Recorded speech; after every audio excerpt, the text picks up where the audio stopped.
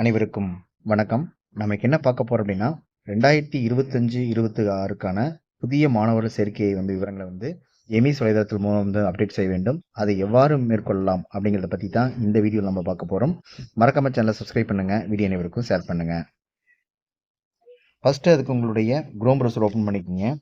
Open பண்ணிட்டு மேலே பார்த்தீங்க அப்படின்னா நமக்கு எம்எஸ்டிஎன் ஸ்கூல் அப்படின்னு கொடுத்துருப்பாங்க. ஆல்ரெடி நீங்கள் ஸ்கூல் லாகின்ல இருந்தீங்க அப்படின்னா டேரெக்டாக உங்களுக்கு ஓப்பன் ஆயிரும்.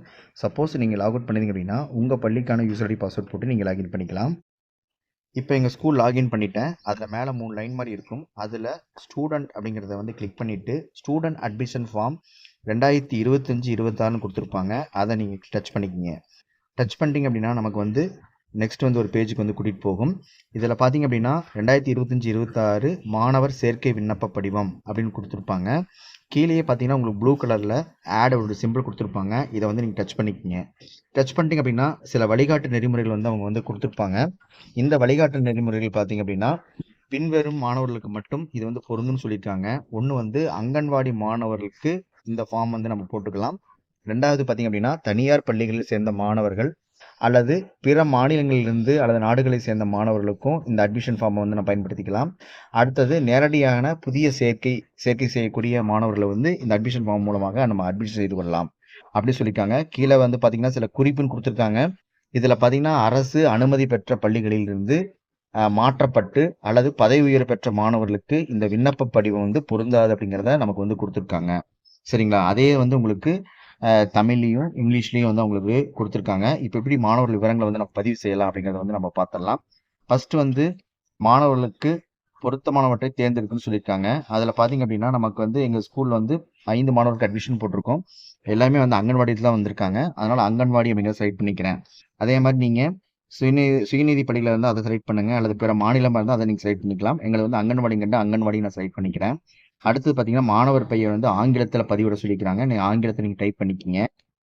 நேமை டைப் பண்ணிவிட்டு அதுக்கு கீழே பார்த்தீங்கன்னா மாணவர் பெயர் தமிழில் நம்ம டைப் பண்ண சொல்லியிருக்காங்க. டைப் பண்ணிக்கிங்க.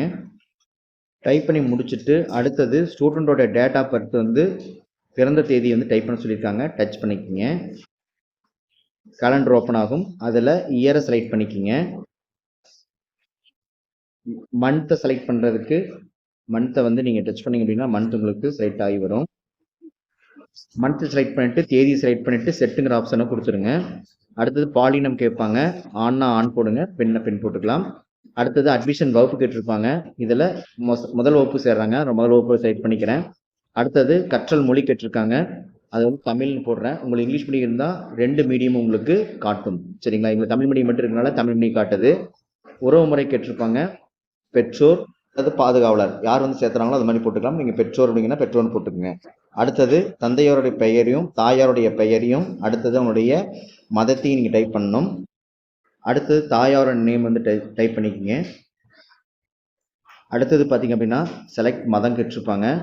ஹிந்துனா ஹிந்து போடுங்க, கிறிஸ்டின்னா கிறிஸ்டின், முஸ்லீம்னா முஸ்லீம், இது மாதிரி மதங்கள் கேட்டிருப்பாங்க. நான் ஹிந்து அப்படிங்கிறத செலக்ட் பண்ணிக்கிறேன். அதே மாதிரி அவனுடைய கம்யூனிட்டி கேட்டிருப்பாங்க. அதோட கம்யூனிட்டி என்ன அப்படிங்கிறத நீங்கள் செலக்ட் பண்ணிக்கலாம். அடுத்தது பார்த்தீங்க அப்படின்னா குழந்தை எந்த வகையை சார்ந்ததுன்னு கேட்டிருப்பாங்க. நீங்கள் டிசபிலிட்டி இருந்துச்சு அப்படின்னா அது ஆம் போடணும், இல்லை அப்படின்னா இல்லைன்னு போடணும். அடுத்தது பார்த்தீங்கன்னா கீழே மொபைல் நம்பர் கொடுத்துருப்பாங்க. குழந்தையுடைய ஆதார் நம்பர், இது 3 இல்லை டீட்டெயில்ஸையும் நீங்கள் பதிவேற்றம் செய்யணும்.